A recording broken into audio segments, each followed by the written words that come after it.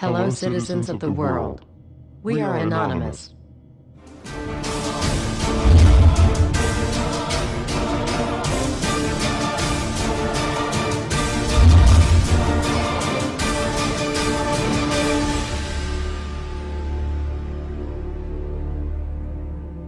Dear brothers and sisters, now is the time to open your eyes. In a stunning move that has civil libertarians stuttering with disbelief, the U.S. Senate has just passed a bill that effectively ends the Bill of Rights in America. The National Defense Authorization Act is being called the most traitorous act ever witnessed in the Senate, and the language of the bill is cleverly designed to make you think it doesn't apply to Americans. But toward the end of the bill, it essentially says it can apply to Americans if we want it to. Bill summary and status. 112th Congress, 2011 to 2012, S. 1867. Latest title, National Defense Authorization Act 4.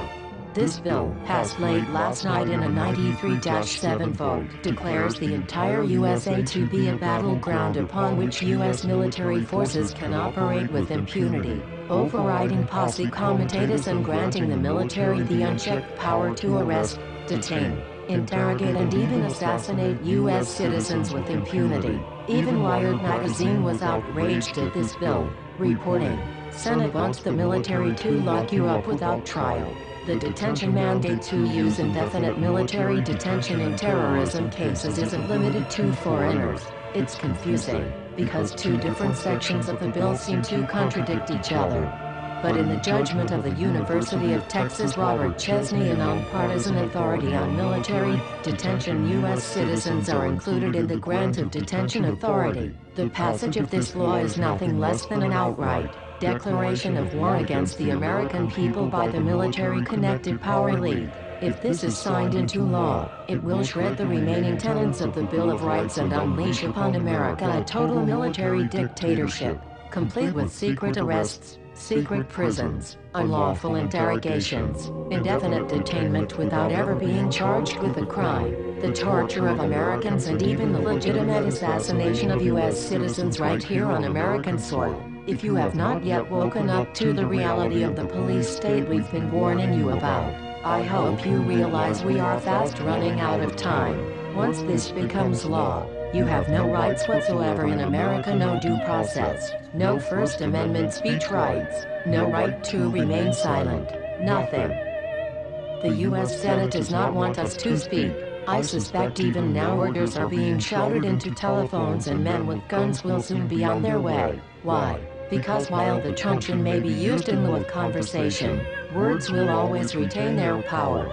Words offer the means to meaning and for those who will listen, the enunciation of truth.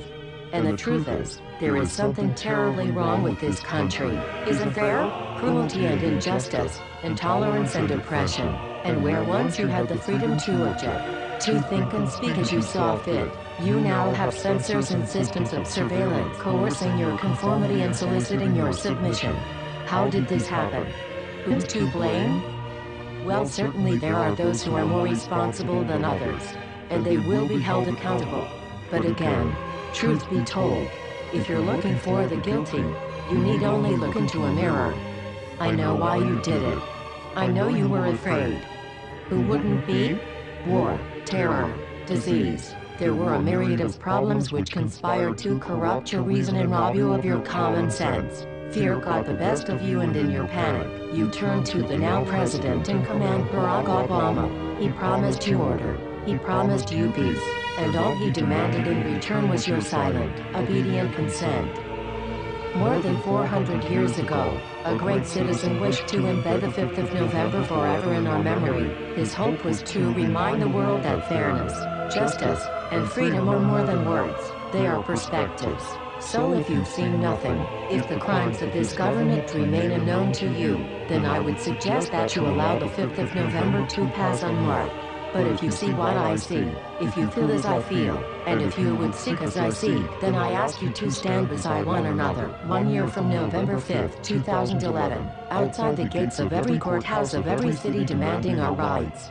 Together we stand against the injustice of our own government. We are anonymous. We are legion.